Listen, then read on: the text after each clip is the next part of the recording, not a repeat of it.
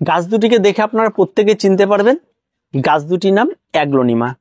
এই অ্যাগ্লোনিমা গাছ মাটির থেকে ঘেঁষে সবচেয়ে বেস্ট হয় এবং প্রত্যেকটা গাছ খুব সুন্দর থাকে, তার এক্সপিরিয়েন্স এটা। এবার এই সমস্ত গাছগুলি যারা মাটিতে করেছেন, গাছ তো নষ্ট হচ্ছেই এবং গাছগুলি যাদেরও গাছ অনেক বড় হচ্ছে তাদের অনেক পরিশ্রম করতে হচ্ছে।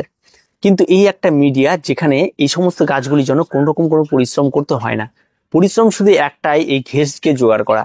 আর আমি আগেও বলেছিলাম ঘেঁষ জোগাড় করতে হলে আপনাকে একটু পরিশ্রম করতে হবে, আপনাকে কোনো কামারশালায় যেতে হবে বা ইটভাটায় যেতে হবে, সেখানে আপনারা এগুলি পেয়ে যাবেন। বা বেকারি যে সমস্ত জায়গা রয়েছে, বেকারি শিল্পে আপনারা চলে যাবেন, তাদের সঙ্গে যোগাযোগ করে আপনারা এই পোড়া কয়লা আপনারা নিয়ে আসতে পারেন। যে পোড়া কয়লাটাই বর্তমান বাজারে ঘেঁষ বা সিন্ডার নামে পরিচিত। তো এতে আমার গাছ করা হয়েছে। এই যে গাছটি করা হয়েছে, এই গাছটি এখনো পর্যন্ত কোন রকম কোনো সমস্যা নেই। এই বর্ষা পিরিয়ডে এই অ্যাগ্লোনিমা সবচেয়ে বেশি পরিমাণ নষ্ট হয়ে যায়। ময়েশ্চার থাকে, তার মধ্যে ফাঙ্গালের আক্রমণ ঘটে, জল জমে থাকে গোড়ায়, এই নিয়ে প্রচুর সমস্যা দেখা দেয়, যার ফলে কিন্তু এই সমস্ত গাছগুলি একেবারে ভোগে চলে যায়। কিন্তু আজকের ডেটে এসে প্রত্যেকটা গাছ সতেজ রয়েছে এবং প্রত্যেকটা গাছ খুব সুন্দর হয়েছে, এমনকি গোড়া থেকে নতুন নতুন ব্রাঞ্চ ছাড়তে শুরু করছে। এটা খুব একটা আনন্দের বিষয়, যেটা সহজে কিন্তু এই সমস্ত গাছের ব্রাঞ্চ কিন্তু ছাড়ে না, সেটা কিন্তু আমার কাছে ছেড়ে দিয়েছে। এখন এই সমস্ত গাছগুলি আপনারাও যদি করতে চান তাহলে এই মিডিয়াতে করতে পারেন। আর এই মিডিয়াতে এই সমস্ত গাছগুলি করার জন্য আপনাকে তেমন কোনো কিছু করতে হবে না। একদম প্লেন ঘেঁষ নিয়ে নিন, ঘেঁষ নিয়ে আপনারা বসিয়ে দিন। আর আপনারা যদি মনে করেন ঘেঁষের মধ্যে সামান্য একটু হাড়গুঁড়ো, শিংকুচি, ভার্মি কম্পোস্ট মিশিয়ে দেবেন, তাতে কোনো রকম কোনো অসুবিধা নেই, বেশ ভালো। এটা কিন্তু আপনারা দিতে পারেন। দিয়ে আপনারা আপনাদের গাছের সাইজ অনুযায়ী টব আপনারা পছন্দ করে নিন এবং সেই টবের মধ্যে এই সমস্ত অ্যাগ্লোনিমাগুলোকে বসিয়ে দিন। বসিয়ে দেওয়ার পর অ্যাগ্লোনিমার যে পরিচর্যা রয়েছে, এই সমস্ত গাছের টবের ক্ষেত্রে তেমন কোনো আহামরি কোনো পরিচর্যা নেই। এই সমস্ত টবের মধ্যে এই সমস্ত গাছগুলি করতে হলে আপনাকে প্রথম অবস্থায় যেটা করতে হবে, খাবার। আর যে খাবারটি আমি ইনডোরের ক্ষেত্রে সবসময় বলি, স্প্রে করার কথা। এনপিকে 20 করে এই সমস্ত গাছে স্প্রে করে দিই। আবার মাঝে মধ্যে এই সমস্ত গাছে আমি রাসায়নিক খাবারও ব্যবহার করি। তেমন কোনো জৈব খাবার এই সমস্ত গাছে ব্যবহার করবেন না, কারণ জৈব খাবার ব্যবহার করলে কি হবে, এই যে যে ড্রেনেজটা রয়েছে সেই ড্রেনেজটা একটা সময় বন্ধ হয়ে যাবে। কারণ এই সমস্ত ফাঁকার মধ্যে গিয়ে গিয়ে গিয়ে গিয়ে স্টপ হয়ে বসে থাকবে দানা বেঁধে, যার ফলে সেই সমস্ত ড্রেনেজের ফাঁকাগুলো বন্ধ হয়ে যাবে।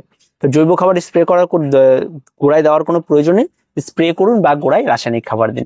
এবার রাসায়নিক খাবারের মধ্যে কোন খাবারটি সবচেয়ে এই সমস্ত গাছের জন্য বেস্ট দেখতে পাচ্ছি, সেটা হচ্ছে এনপিকে 20-20-20 এবং 12-61-0।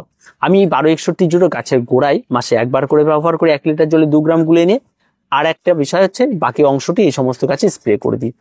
ঠিক আবার 15 দিনের মাথায় গিয়ে আরেকবার এই সমস্ত গাছগুলিতে এনপিকে 20-20-20 এটা আমরা গাছের গোড়ায় আবার ওই একই রকম ভাবে 200 ml মতো গাছের গোড়ায় ব্যবহার করি আর পুরো গাছে স্প্রে করি। দুটো ক্ষেত্রে পরিমাণ একই রকম নেবেন, 1 লিটার জলে 2 গ্রাম মতো গুলে নিয়ে। এটা আমরা যেমন এনপিকে 20-20 সেটা মাসে একবার ব্যবহার করি, আবার 12-61-0 সেটাও মাসে একবার ব্যবহার করি। এতেই কিন্তু গাছ খুব সুন্দরভাবে গ্রোথ করছে এবং প্রত্যেকটা গাছ হেলদি এবং প্রত্যেকটা গাছে নতুন নতুন পাতা দেখা দিচ্ছে। এই বর্ষার এই সিজনে এসেও যখন গাছে কোনো সমস্যা নেই, তার মানে এই সমস্ত গাছগুলি এই মিডিয়াতে খুব সুন্দরভাবে গ্রোথ করবে। আর অনেক দামি গাছ এগুলি অনেকে করতে গিয়ে নষ্ট করে ফেলছে, যার জন্য এই মিডিয়াটা নিয়ে বারবার জোর দিচ্ছি। এবার আসি এই সমস্ত গাছে আরেকটি জিনিস স্প্রে করতে হয়, সেটা হচ্ছে ম্যাগনেসিয়াম সালফেট। আর এই ম্যাগনেসিয়াম সালফেট স্প্রে করার সময় অবশ্যই দিনটা যেন ভালো থাকে, রোদ্রু থাকে, এই বিষয়টা দেখে নেবেন। যেদিন দেখবেন সকালে ঘুম থেকে রোদ উঠেছে, তাহলে যে ফ্রেশ দিন রয়েছে সে সমস্ত দিন বুঝে সকালবেলা বা বিকেলবেলা আপনারা এটা স্প্রে করে দেবেন। তাহলে দেখবেন এই সমস্ত গাছের ম্যাগনেসিয়ামটা যখনই পড়বে তার ক্লোরোফিলের উপাদানটা অনেকটা বাড়বে এবং গাছগুলো অনেক ফাস্ট গ্রোথ করবে এবং তার সঙ্গে সঙ্গে গাছে অনেক ছোট ছোট রোগ ব্যাধি এই সমস্ত থেকেও মুক্ত হবে। এবার সে রোগ পোকামাকড় এই সমস্ত গাছে প্রচুর পরিমাণ হয়ে থাকে, বিশেষ করে গোড়া পচা রোগ। এই মিডিয়াতে করলে কোনো রকম গোড়া পচা রোগ কখনোই হবে না এবং একদম ফ্রেশ মিডিয়া।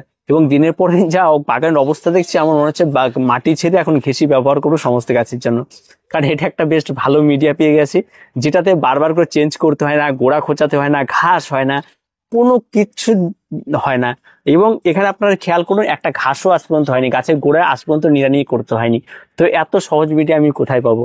তো এই জন্য এই সমস্ত মিডিয়াগুলোকে দামি দামি গাছের জন্য যদি আমরা এটা করতে পারি তাহলে বেশ ভালো হয়। এবং আমি এই মিডিয়াতে আমার পাশে থাকা যে ফিলোডেন্ড্রনটি দেখতে পাচ্ছেন, সেই ফিলোডেন্ড্রনটিও আমি বসিয়েছি, তাতেও রেজাল্ট অত্যন্ত সুন্দর। তো এগুলো এক্সপেরিমেন্ট আমি করতে থাকি এবং এই সমস্ত গাছগুলি বসায় থাকি, আপনাদেরকে জানাতে থাকি। তো এই সমস্ত গাছগুলি যারা ক্রয় করবেন তাদেরকে আমি সাজেস্ট করবো এই সমস্ত মিডিয়াতে বসানোর, তাহলে গাছগুলো অনেক ভালো হচ্ছে এবং গাছগুলো অনেক ভালো থাকবে। তো আর কিছু বলার নেই, এই পর্যন্তই। আর রোগ পোকামাকড় তেমন কোনো কিছু নেই এই সমস্ত গাছে। তো প্রত্যেকে ভালো থাকবেন, প্রত্যেকে সুস্থ থাকবেন। আজকে এ পর্যন্তই, দেখা হবে নেক্সট ভিডিওতে।